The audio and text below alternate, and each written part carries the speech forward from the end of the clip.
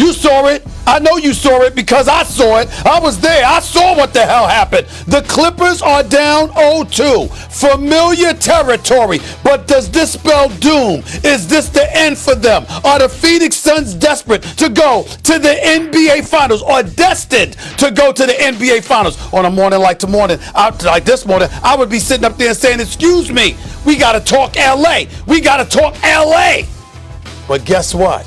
We are going to talk LA, not just because of the Clippers, but also because Alex Caruso for the Los Angeles Lakers could not stay off the weed. Duh. I mean, damn. Another one. First takes in the house. Let's go. You got to get the job done. Let's put one together right here. Crowder throws it up.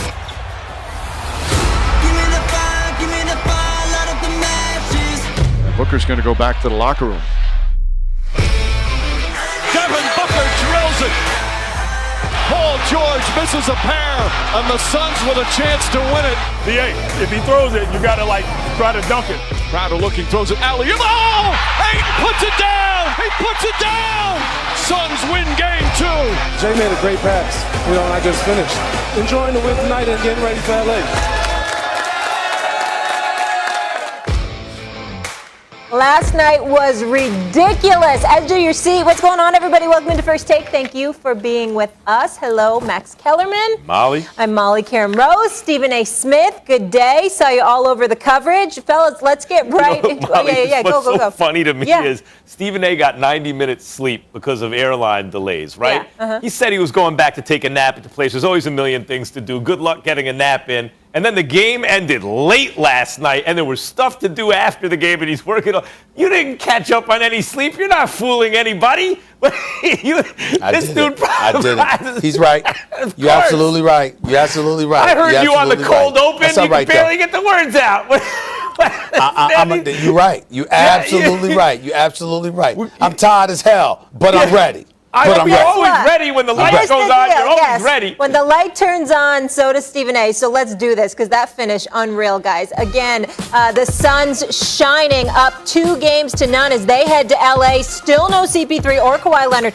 DeAndre Ayton in action with a finish for the ages. Props to him for executing and Monty Williams for dialing it up. High risk, high reward as they're sitting pretty. But not so fast. Don't count out Ty Lue and the Clips with their backs against the wall, and Paul George has been shouldering much of that load. Paul, talk to us. With this team, if anything, we're more confident. Every series we've been down 2-0. We've handed over 2 wins to the other team. But if I know this team correctly, the fight we have, going into Game 3 and the fight that we have to believe that, we're going to change the series. That's who we've been and that's who we are. And so I'm very confident in our group. And, fact of the matter is they did what they were supposed to. They won their 2 games on their floor. We got to go home and protect our house. I know I say it every time, but seriously, playoff P with playoff hair there, always on point. Stephen A., you're up first. Is this series all over? I believe it is. I do believe it's over.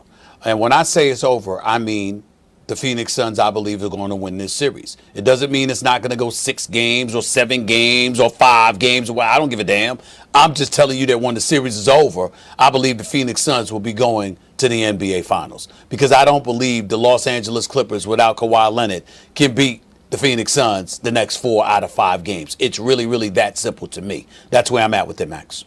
No, I don't think the series is over at all, but we're on the same page about one thing. You have to have Kawhi. If they don't get Kawhi back, it doesn't matter if Chris Paul's playing or not, they're not going to win this series. But with Kawhi, Stephen A., you absolutely can't count them out. Number one, Kawhi Leonard's one of the all-time great postseason performers. It doesn't mean he's never messed up in the playoffs. We saw against Denver, but he's got 2, not 1, but 2 Finals MVPs. And if they gave out an MVP for the whole playoffs, he'd have won at least one of those 2, which is the real NBA season that matters the most. He's an incredibly clutch player, a great two-way player, and as I said, a 2-time Finals MVP. 2, Ty Lue. Ty Lue, for my money, is the best coach in the league. Greg Popovich, Eric Spoelstra, by the way, Monty Williams, and others. But if I had a coach for my team, I'd want Ty Lue. And Stephen A., we've seen it twice so far in these playoffs. The Ty Lue team has come back down 0-2. And the greatest comeback ever against the invincible 73-win Warriors by the Cleveland Cavaliers in 2016, down 3-1. Ty Lue coach team. So you got Kawhi, if Kawhi plays, and you got Ty Lue. And then finally, Stephen A. They just had home court, a raucous crowd, a great performance by Booker. You had a great performance by DeAndre Ayton, Monty Williams drawing up plays, the whole thing. They, by the skin of their teeth, defended home court just now, won both games. By the skin of their teeth, they won both games. Don't tell me the Clippers at home with Kawhi can't even it up, and now it's anybody's series best of 3. Well, what I would tell you is that this segment was supposed to be a quick segment, and clearly you ruined that notion. So since you did that, let me say this to you. Yes, Ty Lue can coach his butt off. Yes, the Clippers are capable of doing a lot of different things. But here's my thing. When they came back from 0-2 to Dallas, they had Kawhi Leonard. When they came back from 0-2 against Utah, they had Kawhi Leonard pretty much for the most part before he got injured late in Game 4. So I'm looking at it from the standpoint that in this particular situation, not only do you not have Kawhi Leonard, but the Phoenix Suns won the first 2 games without Chris Paul. Chris Paul will be back Thursday night, okay? Just trust me on that. He'll be back.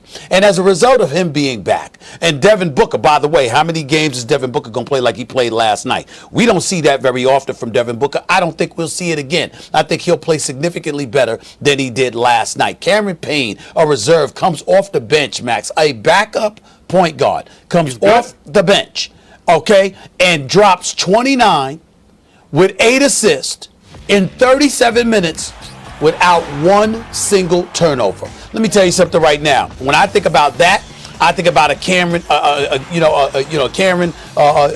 Jordan, him coming out and hitting all 5 of his shots. I'm looking at Cam Johnson. I'm sorry. When I look at him hitting all 5 of his shots, this dude can be a marksman. He can hit from long range. I just look at Phoenix right now, and I say they were just as handicapped in their own way as the Clippers were. Okay, but somehow they won the first 2. That's right. They were both behind the 8 ball in terms of not having their best player or their leader. Bottom line, and I don't think Kawhi may be back.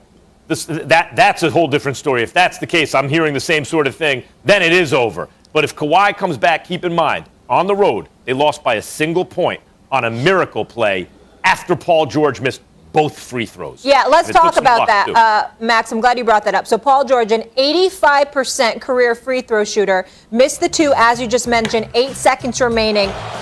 Max, how much of this loss falls on PG13?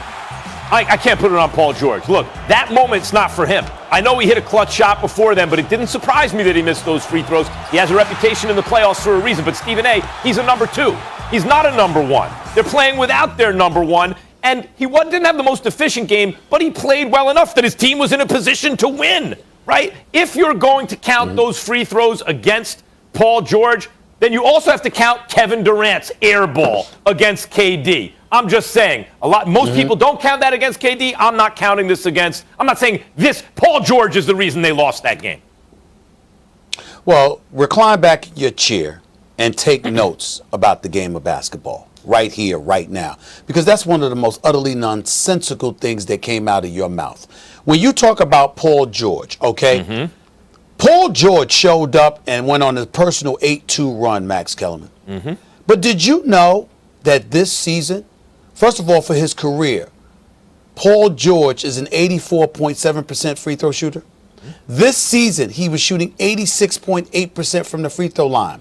Do you know that in more than 100 tries this season, Max, Paul George missed 2 free throws once in February? In February. One time. The other 100 plus times that he had an opportunity to hit both ends of a free throws, he made them. He's never missed 2 free throws in a row but once in a regular season in February. Now, Max Kellerman, I'm not the one that loves to use the word choke. You do that. You've done it with James Harden. You've done it with a few other players. Fair enough, because I understand where you're coming from with that, even though I don't agree with you about James Harden. But here's the deal, Max. To me, the definition of choking is when you do something all the time and then the moment arrives and all of a sudden that's what you don't do. Paul George is at the free throw line and he did something he almost never does. When Paul George bounces the ball and he spins the ball before he shoots the free throw, he never puts his head down, Max. What he did last night, he put his head down and took a few extra seconds to think before he launched those free throws because he was caught up in the moment. He literally missed those two free throws because, no. Listen to what I'm saying. What I'm saying to you is he missed those two free throws because of the moment. If he hits those two free throws, Max, he's up 3. If he hits those two free throws, he's up 3. If you're Monty Williams, you got to call a play for a 3-point shot. Professor you don't Naismith. get to call an alley-oop at the basket on the inbounds play because you're down 3, not 1. Him missing those two free throws cost the Clippers the game. Yeah, okay. Professor Naismith, I have a question based on the notes I just took. If you do something that it never happens to you, right? And then it happens to you under pressure, that's when you say you choked. How often does Kevin Durant airball threes, especially in the final minute, say, of a regular season game?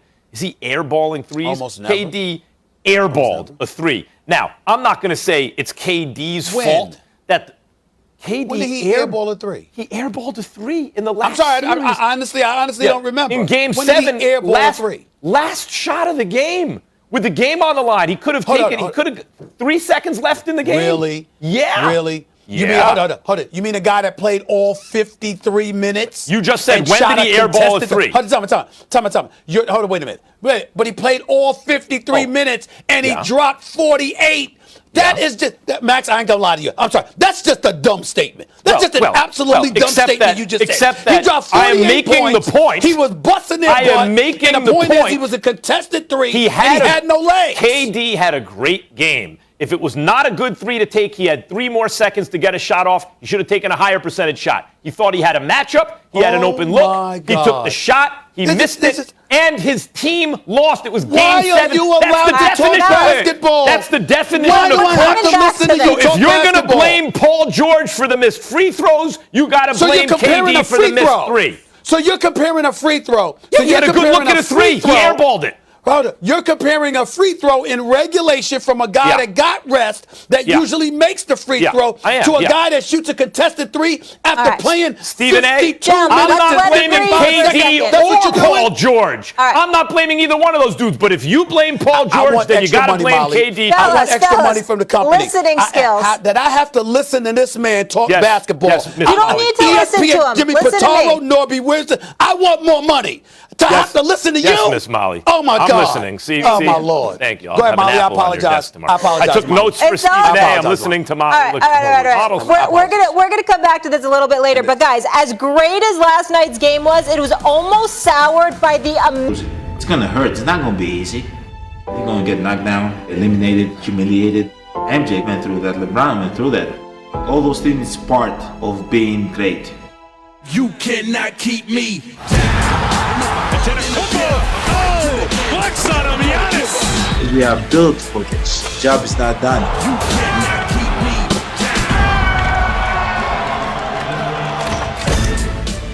Ahead of the Bucks and Hawks Game 1 matchup in the Eastern Conference Finals, let's examine some storylines, shall we? Trae Young enters the series 12 straight 20-point games. That streak trails only Bob Pettit and Dominique Wilkins, longest in Hawks playoff history. Get it. The Bucks have been plenty comfortable at home this season, judging by their 5-0 mark. That said, they're just 3-4 in Game 1s under coach Mike Budenholzer. And Milwaukee has had success against Atlanta over the last 3 seasons. The Bucks are 8-2 against the Hawks in that span, though Atlanta has won the last matchup despite missing Trae Young.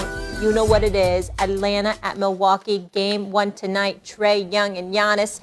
Max, does ATL have to steal one of the first 2 to win this series? No, they don't. I don't know where we got hung up on this. I know, look, the team that goes up 2-0 is likely to win the series, right? That's why you want home court. But what do we always say? You got a series once the road team wins a game, once the home team loses a game. Why does it have to occur in the first 2 games? Have we seen the Milwaukee Bucks of recent vintage last several years, the Giannis Milwaukee Bucks blow a 2-0 lead? Yeah, they've done that in the not too distant past. Does Trae Young seem to be the type of cat that's going to get demoralized by being down 0-2, and he has Collins. He has a little crew with him. They can play. They can score. And look, Giannis is still the same guy who you can wall off against, you can wall him off, you can wall up against him and force him to do things that he's less comfortable doing in the playoffs, which is why he needs his role players to step up and his second and third bananas to step up. So that falls on Middleton and Drew Holiday. And the reason those guys aren't perennial all-stars, they're once in a blue moon all-star, once in a while all-stars, is they don't do it consistently, Stephen A. So must the Hawks win one of the first two games to win the series? No. They just eventually need to win a single game on the road. Wake up. Just think of me as your alarm. I finish. I mean, listen. I fell asleep during that damn soliloquy because here's the deal.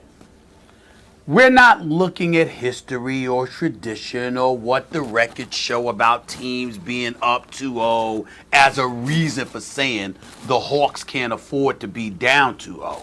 We're looking at the match. We're looking at the matchup.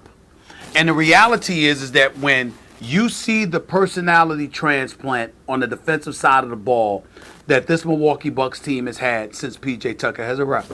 Since PJ Tucker has arrived. When you think about Drew Holiday and Chris Middleton and the fact that the combination of the three no longer have a Kevin Durant to be concerned about.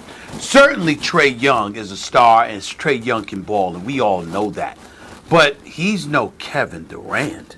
He's not 6'11", with a 7'6" wingspan that can pull up from the parking lot.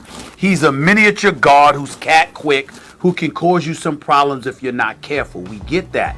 But the personnel that the Milwaukee Bucks have in place, certainly I look at Atlanta, they can shoot the basketball. We can't ignore that. We can't ignore the fact that they can't shoot the basketball. I'm sorry, I dropped my mic here, slipped off my tie, guys. Yeah, why don't you just take a second, put it on, because it's rubbing against something there, Stephen A.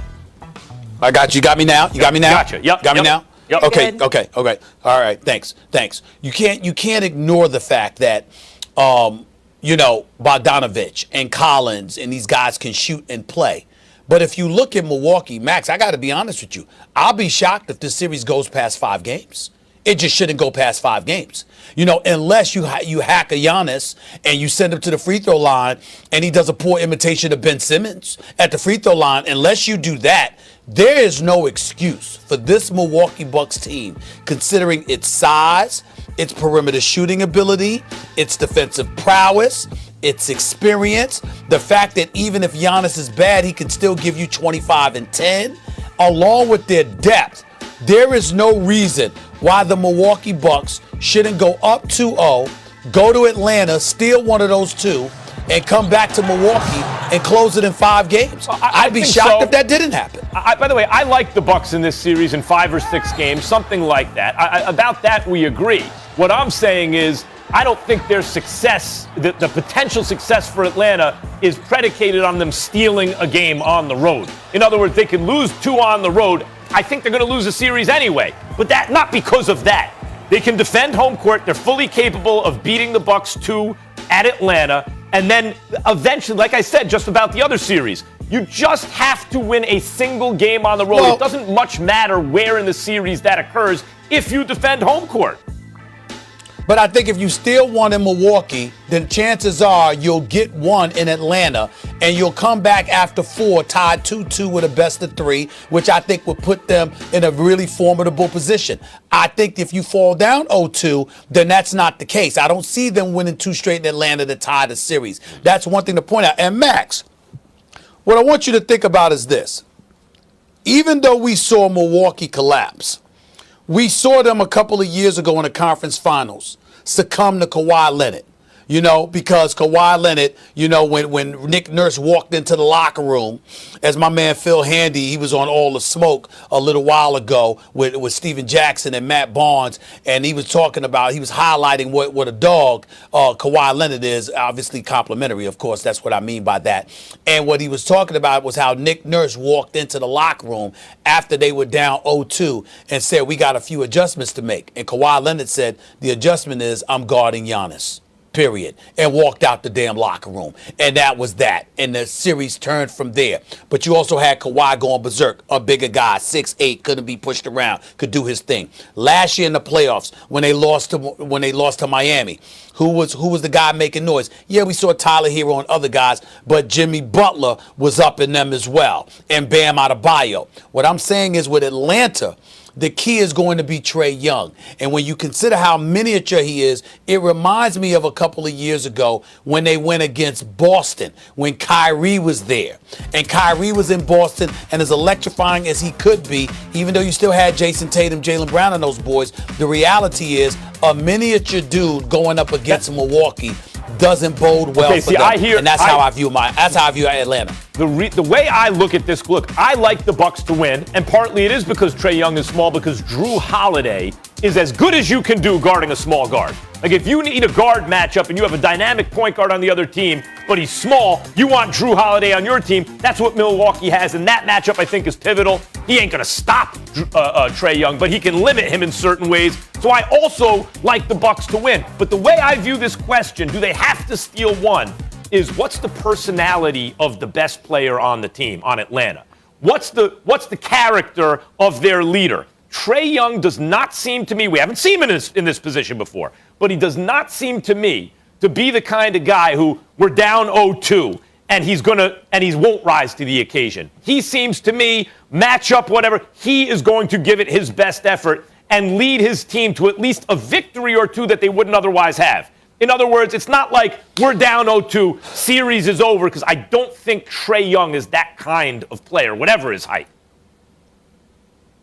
Well, I'm not gonna argue with you about that. I'm just saying that I'm just looking at the matchup, and I'm looking at the weapons that Atlanta has at its disposal against this particular Milwaukee squad. And I think matchups, as they say, match styles and matchups make fights. And I think for the Atlanta Hawks, this is the worst case scenario for them remaining in the playoffs. I think going against the Clippers, they got a better chance. I think going against the Phoenix Suns, they got a better chance. But I look at Milwaukee, and I just look at their size, their perimeter shooting, and the personality transplant that PJ Tucker has infused in that defense, along with Drew Holiday. And I think that's a lot to overcome. I hope I'm wrong, because I'm on record.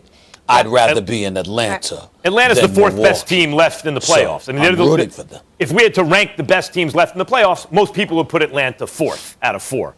They're not quite as good as the other teams if the other teams are at full strength. I mean, that's what it is. Yeah, the 4 teams remaining, Ain't that none of what them I have. just said? Stephen A's focused on the cities. Go ahead, Molly. Listen, I got nothing bad to say about Milwaukee. I got a lot of calls. I hear it's a great city. I tried to help you, so Molly. I got to stay It's open all right. with it, right? I've It's never all right. been.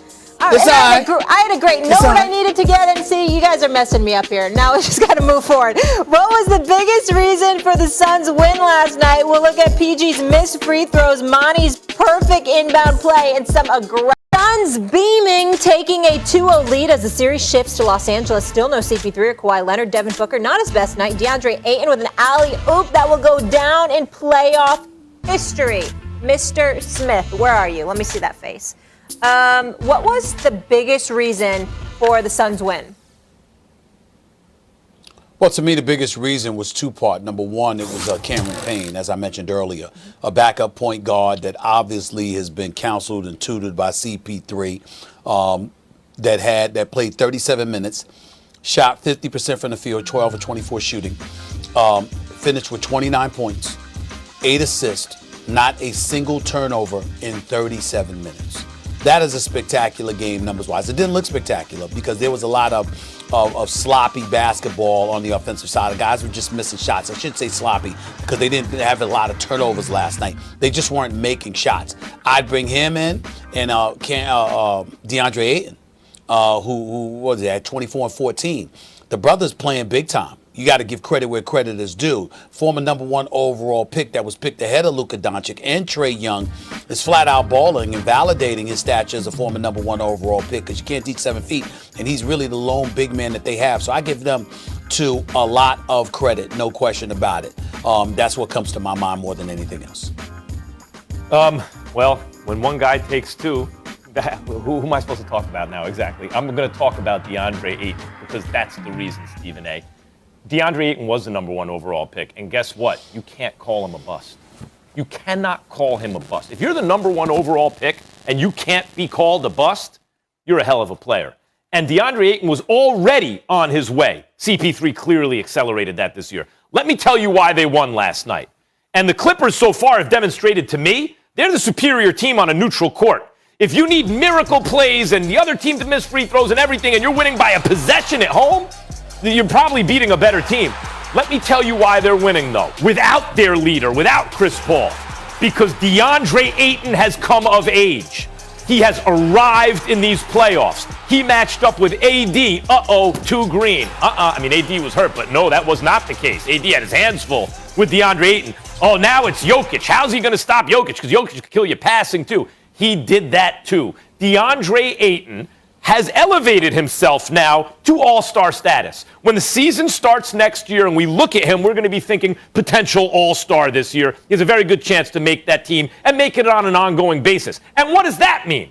It means, unlike a team like the Bucks, who, hey, we have Giannis, and Middleton once in a while might make an all-star team, and has Holiday ever made one? That kind of big three. No, they have Chris Paul and Devin Booker and now DeAndre Ayton. That's a legitimate big three. It's the last remaining one. And what does that mean? It means even when one of those guys isn't playing, in this case, Chris Paul, their leader, you still have enough. He was dominating the boards and stretches in that game. Forget about the winning alley-oop dunk, right? But he was the difference. You bring Cameron Payne, and they have a good team, but DeAndre Ayton was keeping them in it even when the shots weren't falling. He has arrived. Phoenix has a big three. Even without their leader, they were able to win. All right. Let me ask you this, Stephen A., coming to you here. So the final 1 minute, 57 seconds of the game took over 33 minutes of real time due to lengthy reviews. How bad is this for basketball? It's horrible for basketball. It's incredibly bad. Listen, the last minute and a half took about 30 minutes to finish. The last 30 to 40 seconds took about 27 minutes. There is no excuse for that. Zero. And it's a bunch of micromanaging that's coming from the league office. It's a mandate down to the officials. Scott Forster, the lead official last night, did not have a handle on things. It just took too damn long. Too much stuff to figure out. It should not have taken that long. I completely support Jeff Van Gundy complaining about it, even though Mark Jackson was hilarious, calling them Groucho Marx or whatever the hell he called them.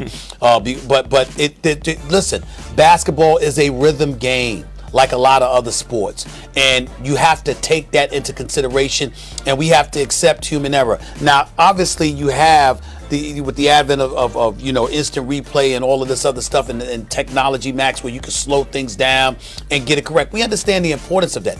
I'm not attacking, the fact that you're doing that. I'm attacking the fact that somehow, some way, after all of this time, you haven't mastered to expedite the process and to get it done quicker.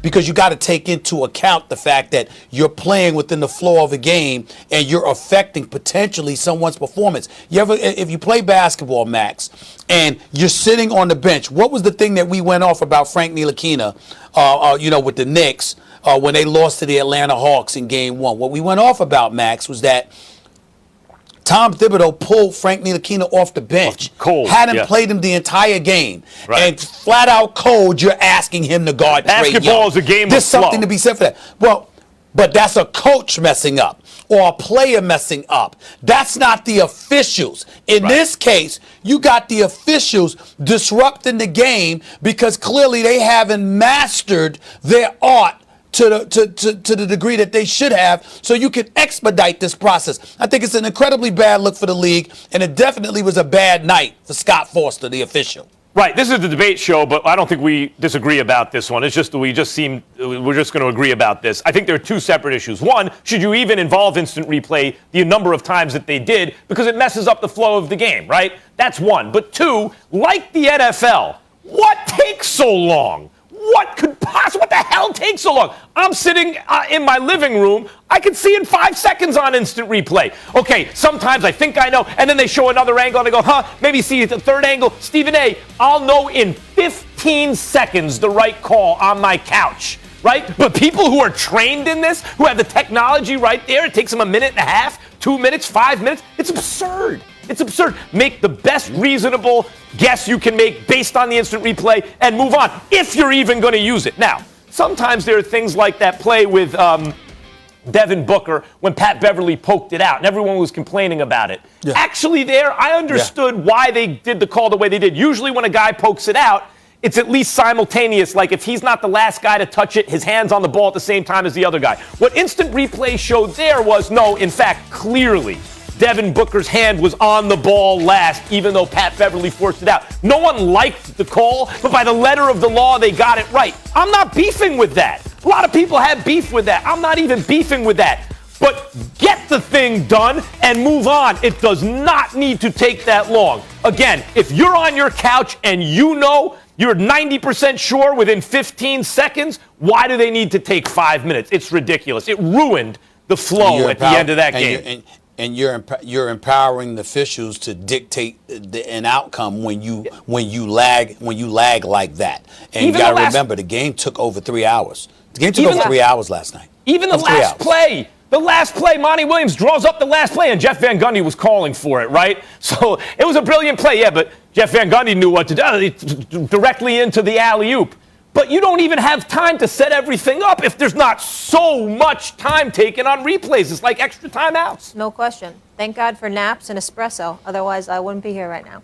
All right, guys. Mad Max lived up to his nickname last night because he seemed to be battling the umps last night. You want some of this? Did someone say first take in the afternoon? You want some of this? Wait. I get to battle Stephen A. in the midday? You want some of this? Cutting it close to your bedtime. You gonna be okay? Step into me, kid, then you go. Guys, save it for June 30th and July 1st. That's right, 2 afternoon special editions of First Take starting at 4:30 p.m. Eastern only on ESPN. Don't miss it. To the diamond, with Major League Baseball beginning its crackdown of pitchers using foreign substances this week, Max Scherzer was checked 3 times during 5 innings of work. Each time the umpires, they found nothing illegal, the last of which was instigated by Phillies manager Joe Girardi, and Scherzer salty. Listen. I've seen Max a long time, since 2010. Obviously, he's going to be a Hall of Famer.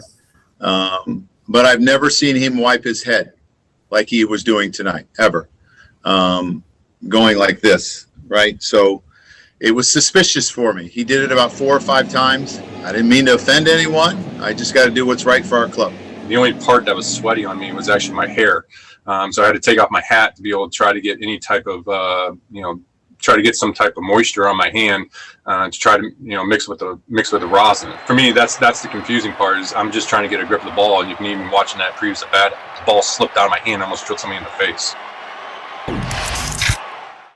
Okay, Dodger star Clayton Kershaw among the many that saw that viral clip following the Dodgers game on Tuesday night. Kershaw defending Scherzer, calling for consequences on managers if they call for checks and find nothing. I think there should be a punishment if they don't catch anything on the guy. Scherzer, one of the best pitchers of a generation. To see him get checked, I think it was a first and third situation or guys on base and mess up his rhythm. I think he ended up getting out of it, but you better find something if you are going to call him out like that. Stephen A., has baseball gone too far?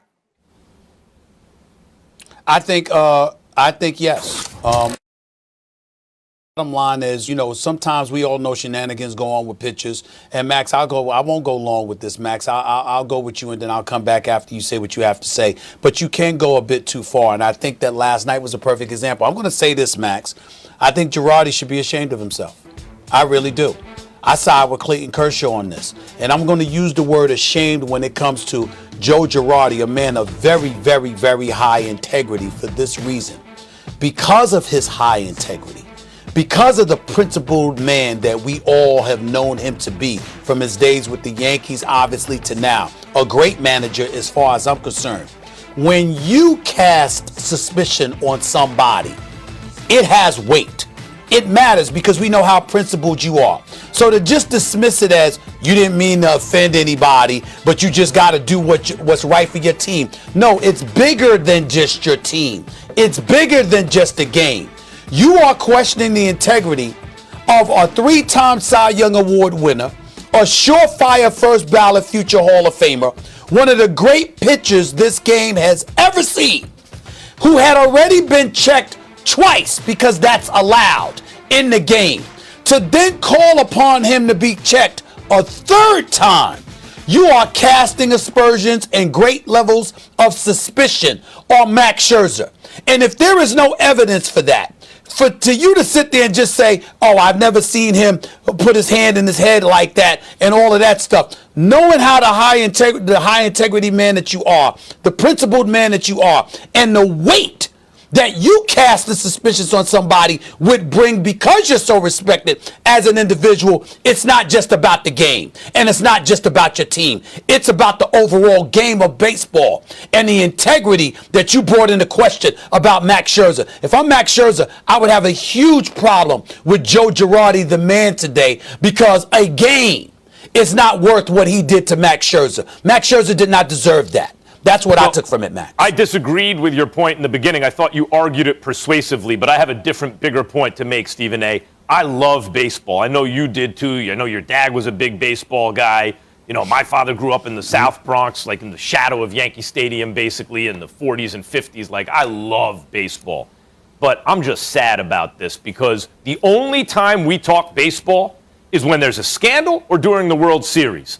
And as a boxing fan, I can tell you that is bad news, baseball fans. You usually don't come back from that. If you are marginalized to the point where we only talk about you on a national show, locally it's got a following, but nationally, if there's a scandal or during the World Series, and otherwise you get no shine nationally on shows, on First Take or other national shows, it's sad. You know why, Stephen A? While people are talking about who has sticky stuff on it and all this kind of stuff, Jacob deGrom, the Mets ace, is doing something right now by Big far. time.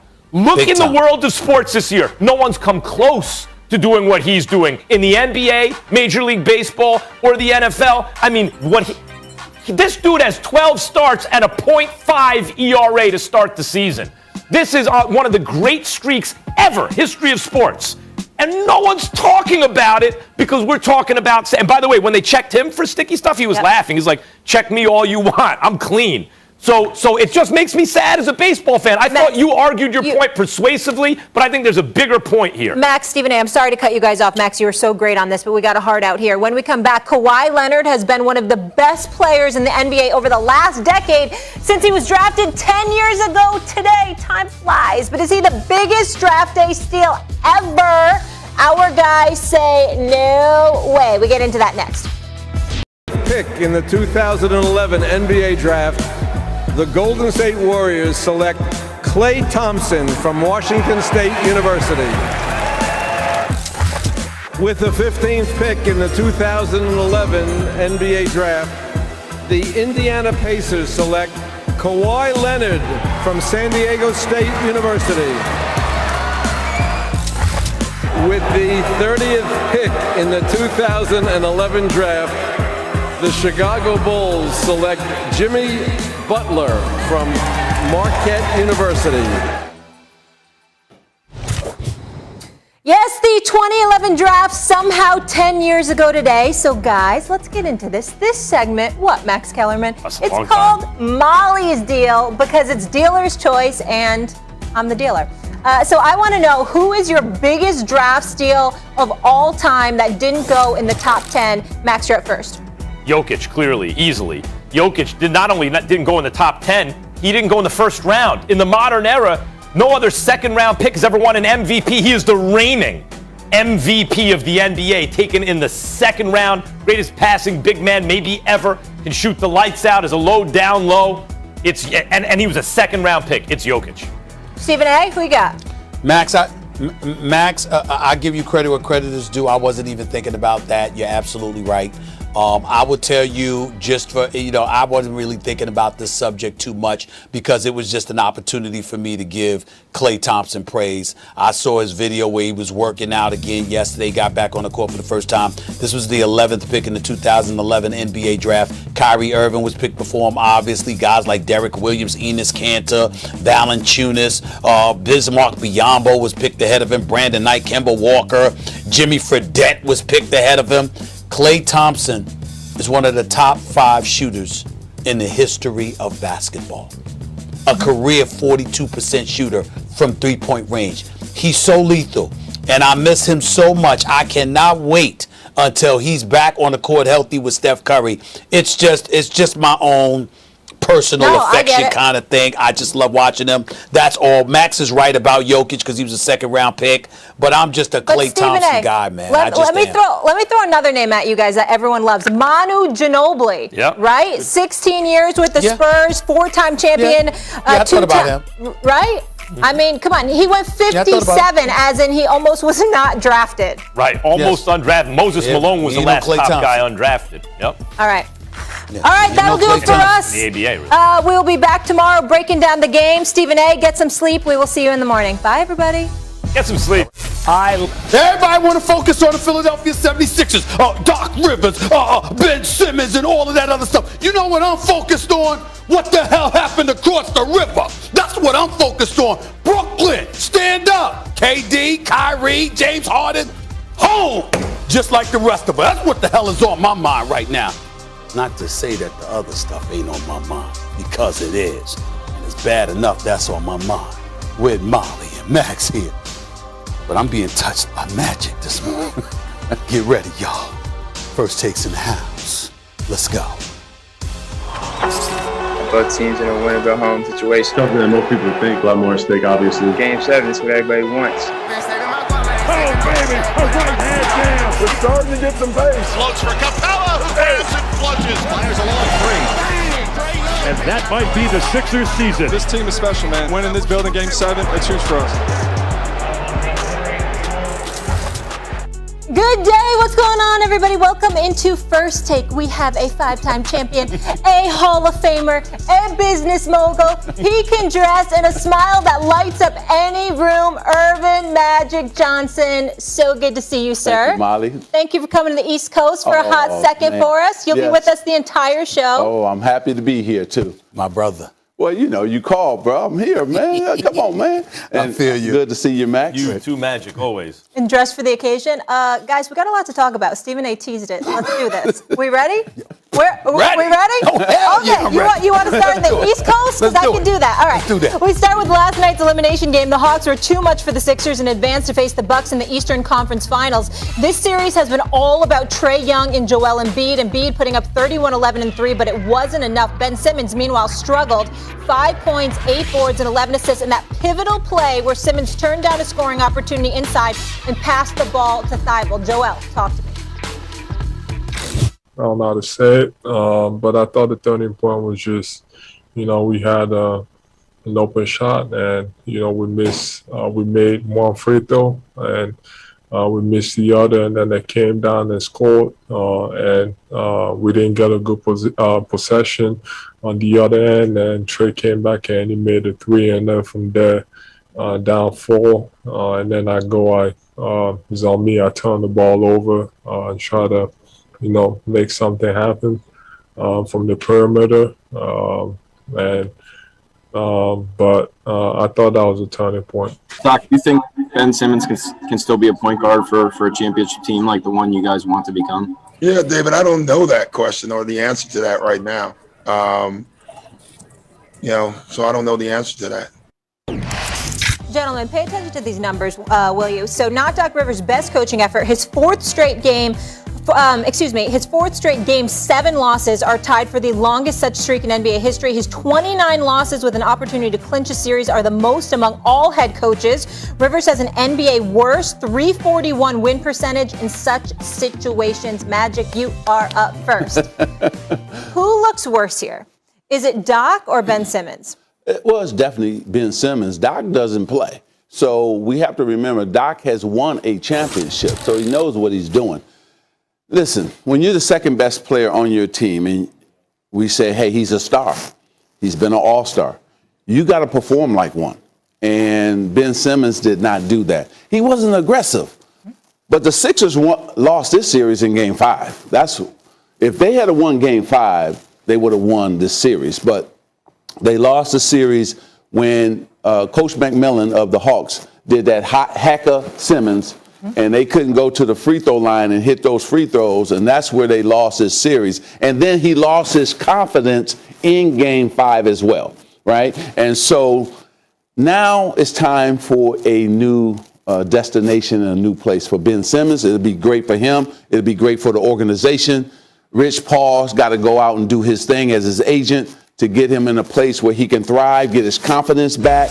Hopefully there's a star at another team who needs a change of scenery as well, and bring that person into Philly. Fan base loves the Sixers in Philly, and this man can talk about that, more than I can. I played against the Sixers twice, so I know that fan base. They love the Sixers, and talk radio this morning is probably talking about, getting Simmons out of there. Mm-hmm. Doc Rivers prepared the team, but he can't shoot free throws. He can't knock down shots. First of all, here's the deal. There is no excusing what's going on with Doc Rivers. I love the man personally and professionally. But there have been several collapses on his watch. And this weekend is particularly devastating because the Los Angeles Clippers won a Game 7 and went to the conference finals for the first time in franchise history in Ty Lue's first year. And he did it the last 3 games without Kawhi Leonard. Go look up Ty Lue when he's down in a series or when it's on the line. I got you. The point is that you consider what Ty Lue did in year 1 and that Doc Rivers didn't do it in 7 years. And then on the same weekend, you lose a Game 7 to an Atlanta Hawks team most people thought that you were supposed to beat. This is not a good day for Doc Rivers, number one. No. But having said all of that, I roll with my man Magic Johnson. Ben Simmons has got to go.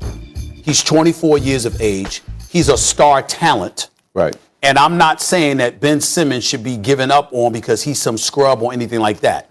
It goes to what you pointed out, Magic. I know Philly. Yeah. I worked there for 17 years. I was a columnist for my last time. Let me tell you something right now. That city ain't going to ever forgive him for what they have seen. And here's why. Not just that he missed shots. He didn't take them. Yeah. See, when you see the Greek freak in Milwaukee miss or make, he takes them.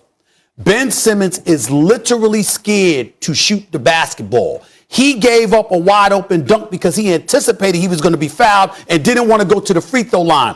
34% shooting in the postseason. For anybody who's attempted 70 or more, it's the worst free throw percentage shooting in the history of basketball. And this is the league Wilt Chamberlain and Shaquille O'Neal played in. Right. And they shot better from the free throw line than Ben Simmons. This is very, very bad. And when you take that into consideration, and you combine that with the fact that Philadelphia being a very unforgiving town, and they don't know how to let off and lay off, and they're going to constantly berate him, and it's mental. Yeah. With him, I don't believe he can overcome that, Max. In the city of Philadelphia, you got to move him. I'm going to say it right here on national television. Try and get yourself somebody like C.J. McCollum. Mm-hmm. Bring him to Philly. Send Ben Simmons to Portland. Because with all the perimeter guys they have in Damian Lillard, it would work. That's how bad his trade value has been diminished. Now it's like, can you get C.J. McCollum for Ben Simmons? It was 4 years, $140 million. Ben Simmons cannot be fixed in Philadelphia. I agree with you.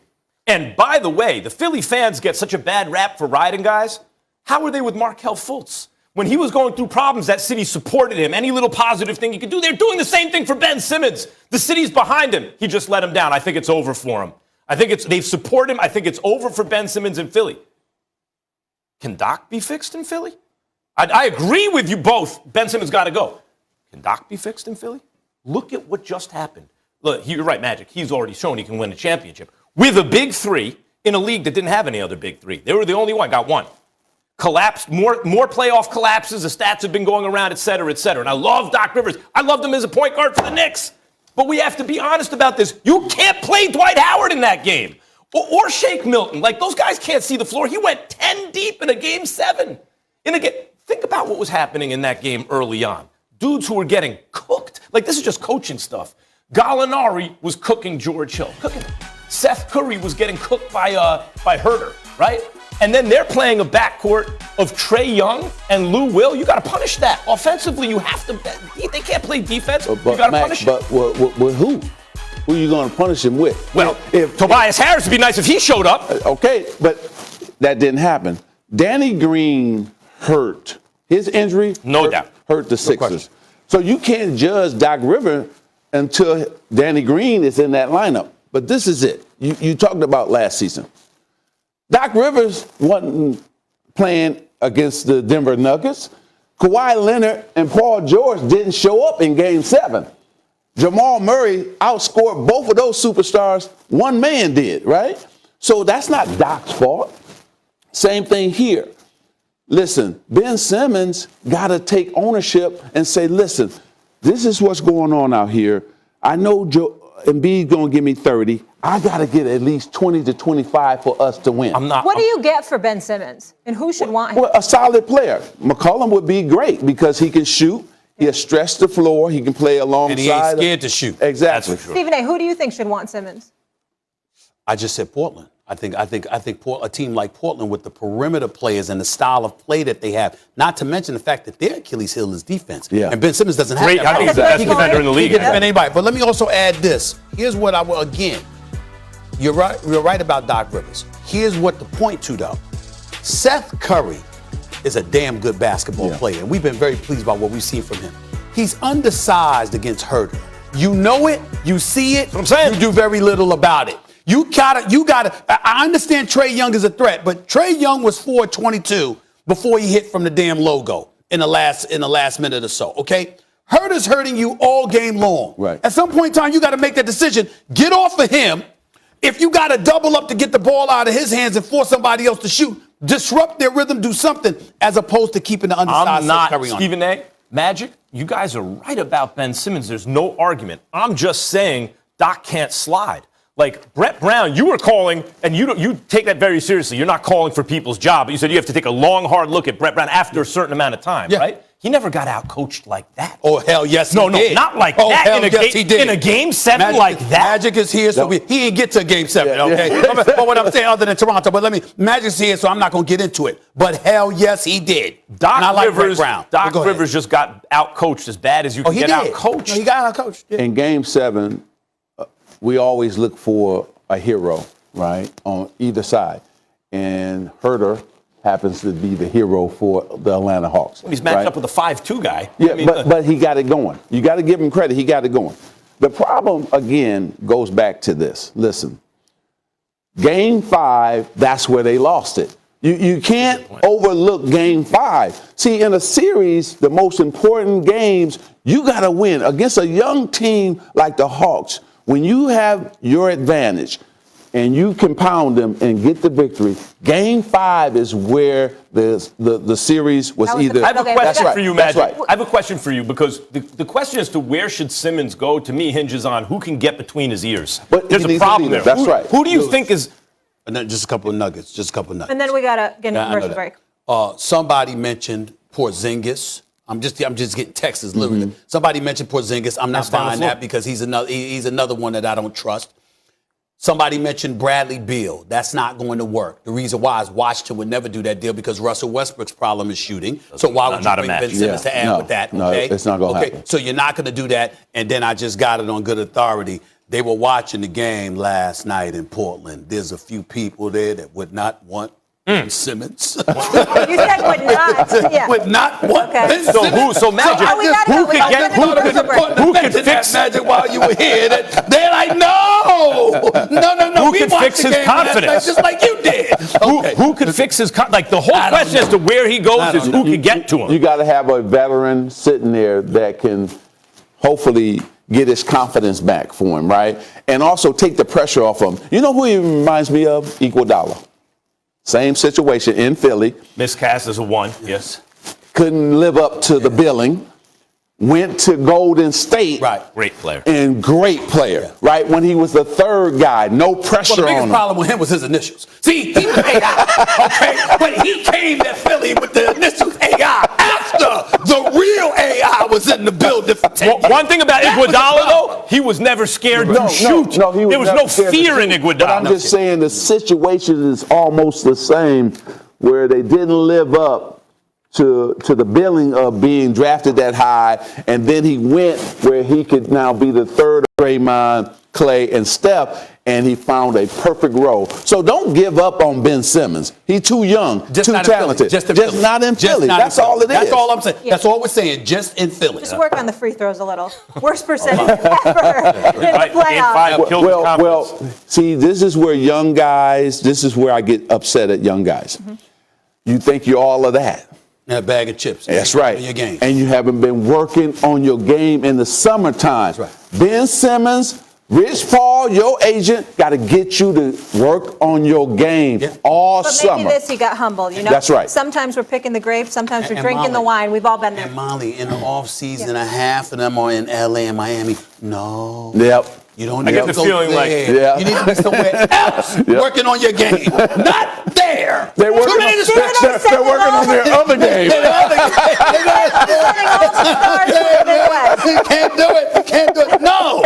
Not Miami and LA. No. I'm picking up what you're putting down. Do you have a Stephen A's list for me? That's what I'm hearing. So despite scoring the most points ever in a Game 7, Kevin Durant bounced from the playoffs on Saturday night. Stephen A has his top 5 reasons why Brooklyn didn't advance. Stephen A's list. You better bring it. That's right. You know who did advance? That would be the Suns, and they didn't miss a beat, even without CP3. Just how badly did the Clippers need Kawhi back in order to keep up with Book? First take rolls on. It's just too many distractions. You can't be going to play.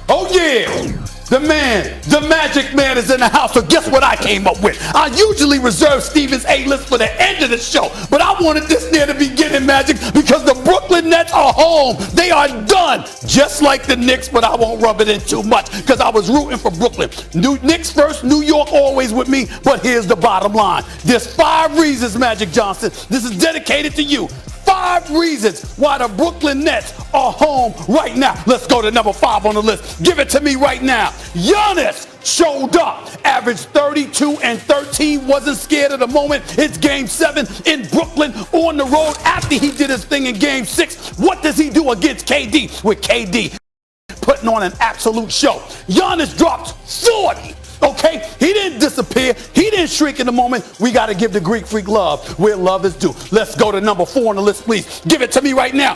Kyrie Irving's injury. We all know that if Kyrie Irving, that showstopper, Mr. Box Office, the nastiest handle in the game, one of the most skilled, Max Kellerman says arguably the most skilled players you ever see. If this dude doesn't twist his ankle, excuse me, the Milwaukee Bucks are not in the conference finals. It's the Brooklyn Nets that's here if Kyrie Irving had stayed healthy, but it didn't happen.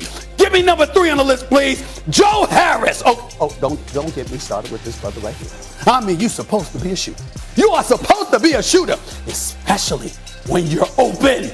That's the key. With Kevin Durant putting on a show. James Harden with the hamstring, still playing 46 minutes one game, 39 the other. Shows up for Game 7. You got open shots, Joe Harris, and all of a sudden, you can't hit the damn river. It's right out here. You couldn't even shoot the ball into the river. That's a problem, Joe Harris. Look in the mirror this offseason. You had the jumper all year long until it counted. And then we couldn't find you. It was an APB out for you. Think about that. Let's go to number 2 on the list, please. Give it to me, Steve Nash. Excuse me, Steve Nash, ever heard of a timeout to give Kevin Durant a break? Because you know how exhausted he is. He played 48 minutes for you in Game 5. He showed up in Game 6, was in the midst of playing all 53 minutes in Game 7. Think you could have called the timeout to give him a breather, a break, so he wouldn't shoot an air ball on that last shot after being completely spent? I won't get into some of your other substitutions. I won't get into some of the other things that you didn't do. But that was a flagrant error on your part, Steve Nash. You made a slew of them, and coaching clearly was an issue. But it doesn't eclipse number 1. Give it to me right here. Karma. Oh. Why? Wow. Get out of here. Oh. Listen to this, Max. Stay with me. James Harden, love him, but wanted out of Houston. Came into camp out of shape. Came into the season out of shape. You think that didn't have something to do with the hamstring injury? Good point. You ultimately incurred? Absolutely. I brought up coaching at number 2, right? Remember, Kyrie Irving is quoted as saying at the beginning of the season, we don't really need coaching. Guess what? Kyrie, we're thinking about you. What about the other players that we're going to need to produce? Better coaching might have had those other dudes ready to help Kevin Durant in a Game 7. Then you, Kyrie Irving, you missed some games. You took a couple of weeks off. You took off whenever you wanted. That didn't send the right message to the team. Blake Griffin, you didn't show up in Detroit. You stole money from the Detroit Pistons. You didn't want to play basketball. You didn't even dunk in 2 years until you arrived at Brooklyn. Okay? This kind of stuff ultimately comes back to bite you. That's what happened to the Brooklyn Nets. That is why they're home right now. If they were together, if they were committed, if they put in that work constantly, day in and day out, not just as coaches, but as players, you would have been more together. Karma wouldn't have been against you, and you'd be in the Eastern Conference right now. These are my 5 reasons why the Brooklyn Nets are home watching the playoffs with the rest of us. My apologies to KD, because good God, he was sensational. I got to give it to you. That's the list right there. I'll take that list all day long. Karma's, you won me over with karma. Yeah. You said stay with me. I did. You won me over with karma. But let's keep it simple. Injuries is number 1. Period. Injuries decide this whole playoffs. LeBron's ankle and LeBron's wheel, whatever, and AD not playing every series. Just look what happened. But I basically included it in it. I talked about the injuries is part of the karma. That's what I'm saying. Okay, but Kyrie is hurt and Harden's hurt. That wasn't James Harden. That was like a shell of James Harden. But I told you why. Okay, Nash is right on the money. Nash, right after injuries, is Nash. It was easy to be the coach of that team when you roll the ball out and say, take us there, KD. But could you design some plays? But maybe Max, take Harden out of the game? But Max, everything you just said is right. But they still had a chance to win Game 7. That's crazy. Yeah. All the things you just said, they still had a chance to win if Joe Harris had just hit 2 or 3 shots. Or KD doesn't airball the last shot. Well, he's too tired. He's exhausted. Yeah, he's exhausted. You can't expect the man did everything that he could to put his team in a position to win. He hits almost. I wish it wasn't a 3. It was a 2 at the end. I know, that was a killer. Because the feet was too damn. That was a killer. That's right. But you know why I bring up the missed shot? You're right. KD played his heart out. It was amazing. But LeBron always gets held to the MJ standard. Right. Michael Jordan would have done that. Michael Jordan never takes ever in a Game 7 the last shot with the game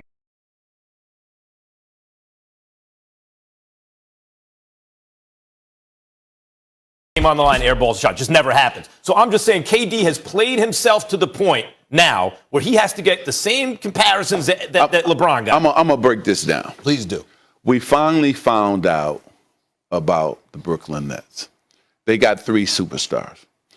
The best entertainer in all of basketball, Kyrie Irving. James Harden played the best I've ever seen him play this whole season. And KD's on another level. The torch is almost being passed from LeBron to him as the best player on the planet. But it's going to be the role players. If he doesn't improve those players around those 3, they're not going to win it next year. Joe Harris can be a piece to bring in guys. You need guys. Just look at the Lakers. KCP, Rondo, Dwight Howard, Caruso. All those guys help the Lakers win. And you need those type of guys if you're going to win a championship. The 3 going to perform well, but you need the other guys. Listen, and I'm going to go here with you. You're not just, you're Magic. You're a champion. You know this game like the back of your hand. You also know the importance of coaching. Here's where I come to you as a star, basically the face of a franchise. It's not just that Steve Nash is the coach. It's that you picked him. Yeah. Sean Marks picks the coach you want. It don't matter what he came to you and suggested. If you said no, Steve Nash wouldn't be the coach. Right. And so I'm thinking, like, let's take a time, if we can point, because there's only one thing we could point the finger at KD about this season. One thing and one thing only. KD pretty much followed and adopted the mentality of Kyrie Irving. It's not that important. We got a crew. We gonna be all right no matter what. No, Steve Nash is gonna be I think they're gonna win championship next year if they're healthy. But the point is this: not a scintilla of experience as a head coach on any level. And you know how tough it is to win championships. And you would have that kind of attitude. I think for a champion like Kyrie Irving and for a champion like KD, who know the game and know how important coaching is, to have that kind of mentality is inexcusable. Your thoughts? Well, I think that, both of those guys have won a championship. Right. They know what it takes to win a championship.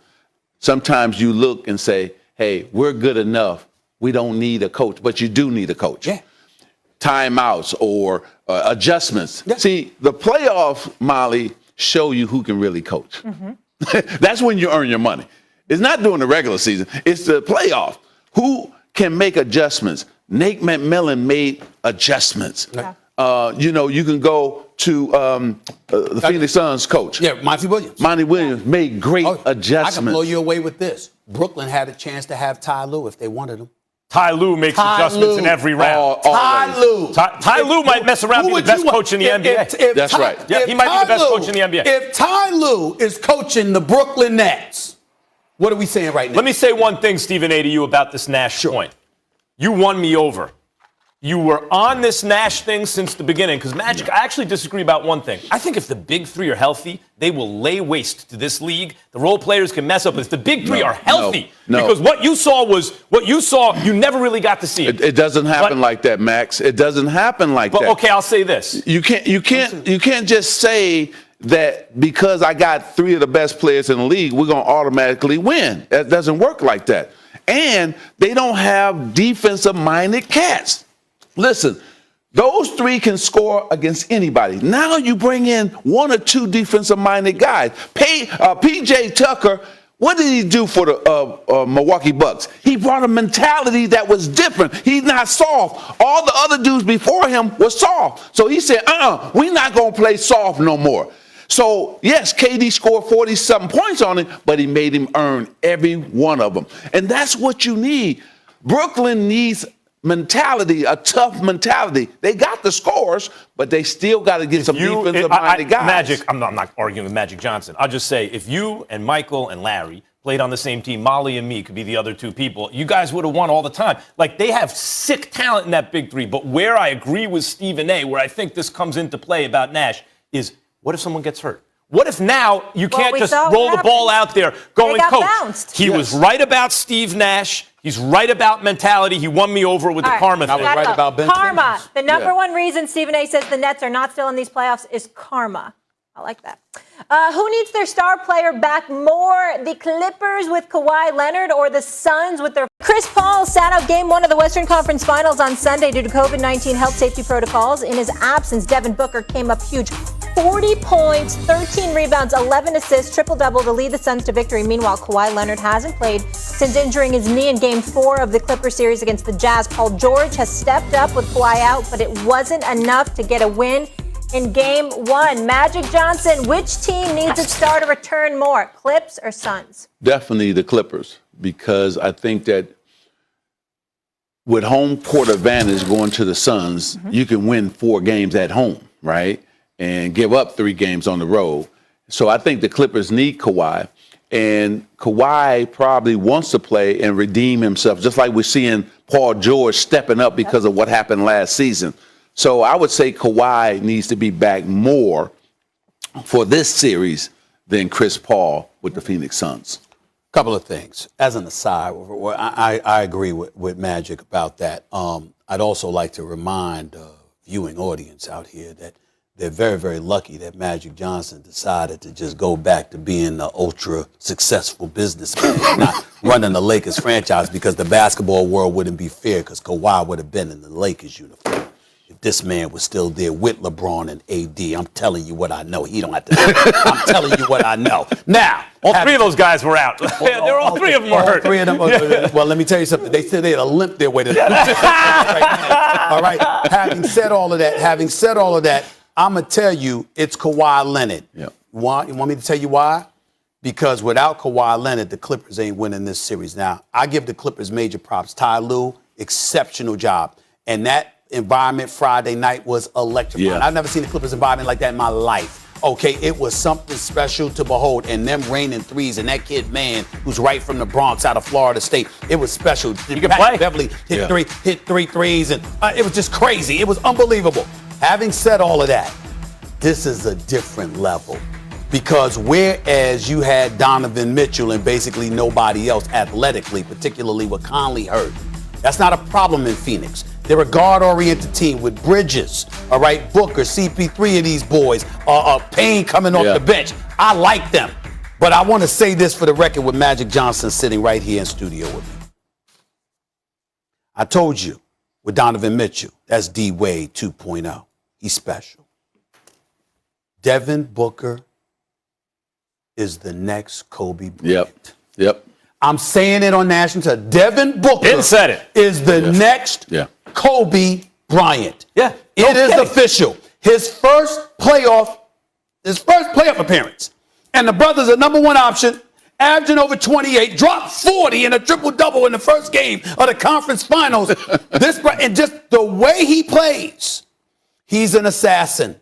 And guess what? This Clippers team, you need Kawhi back to knock that kid off. What did I say before the series started? Devin Booker is a mini Mamba. He's the closest thing offensively to Kobe's game in the sense that he can kill you from anywhere. Yeah. Kobe was his mentor as well. Yeah, he's a mini Mamba. Here's the thing, and I hate this question. I hate it because it's a hard question to answer. Who needs their star more? I'm actually going to say Phoenix needs Chris Paul more, and I'll tell you why. Chris Paul, like James Harden was playing the best basketball of his career. Chris Paul in the last series is the best he's ever played, and that is saying something in that career. That was perfect. I always ask Stephen A. because of his relationship with Larry Brown. Like, Chris Paul must be Larry Brown's, that's how perfect. That's exactly how you play it. Right. And that was the perfect point guard playing perfectly, right? Now, here's why they need that. Devin Booker gave you a 40-point triple-double at home. You won by the skin of your teeth. By the skin of your teeth. And if you think man can't play that way, man can play. He can play. Paul George can play. Rondo can play. They have a team full of guys who can play. They were on the road without Kawhi, and that late shot by Batum in the fourth quarter, I forgot how much time was left, it looked good out of his hands, may have changed that. Maybe they wind up winning that game. He's off a little bit. That Clippers team is live without Kawhi. I think the Suns need Chris Paul back. If you were, go ahead. No, go ahead. Max, there's no maybes, baby, in the playoffs. You either win or you lose. Right. That's all. By the way. That's it. So Chris Paul can miss a game because of pain. Because he can run the show and Devin can score. Bridges is playing, off the charts right now. They got a lot of guys that can get you 10 points, 12 points, so on and on. The Clippers, if they're going to beat the Phoenix Suns, need Kawhi. Kawhi was playing some of his best basketball, too. See, we didn't give him love because he's been dominant during this playoffs. So I think the Clippers really need him. And you got to go on the road and beat them. Yeah, you're going to have to take one on the road at least. You got to take one on the road. So that's why I say Kawhi. And you're right about CP3. He's playing the best he's ever played. But we know he's coming back. That's right. See, we know he's coming back. We don't know if Kawhi is coming back. I don't want to make, I know we got to go. I don't want to make my brother Magic sick at all. But as an aside, I don't even want to make you sick, and I actually like making you sick sometimes. But I got to tell you this. I actually heard that Brooklyn, PJ Tucker's camp, was telling folks he thought he was going to end up in Brooklyn. Yeah, that's the guy. He thought he was going to end up in Brooklyn, and for some reason, it didn't happen. Wow. If you Brooklyn, wow, how do you not grab PJ Tucker? I'm telling you. How do you let that man? I love P.J. Tucker. Yeah. He reminded me of Michael Cooper, who I used to play with. Great in the locker room, great with the press, great with and does the dirty work. Start out here, fellas. Let me get this breaking. Kevin Durant. Now, back to you. First take.